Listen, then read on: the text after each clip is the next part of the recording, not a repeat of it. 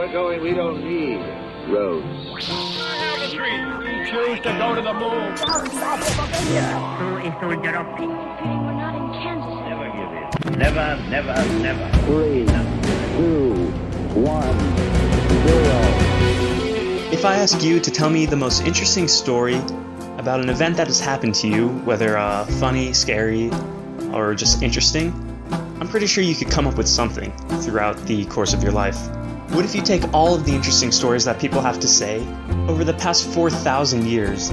What if you take them all and put them in a bucket where the most interesting ones float to the top and the most boring ones sink to the bottom?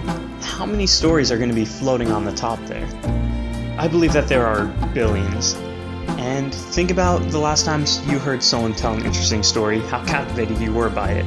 Well, the idea of this show is to bring you the most captivating stories and entertain you, whether they come from scientists, mathematicians, political figures, average people that you've never heard of before, criminals, or pretty much anyone.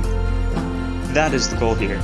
And when you search in Google for interesting stories, maybe you've poked around Wikipedia a little bit where you can click on any link you want and end up anywhere on the internet with access to any bit of information you could ever imagine.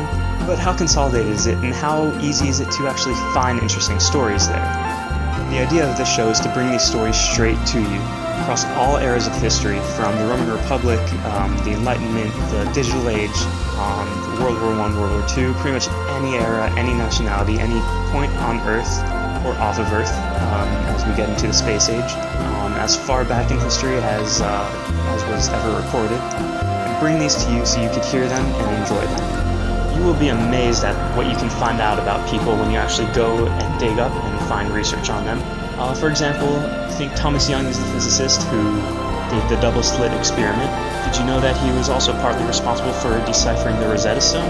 What kinds of stories and struggles happened along the way so that he could decipher the Rosetta Stone? This is what I mean when I say that there are so many interesting stories that have happened in the past, and I hope that I can bring some of these to you. Thanks for listening.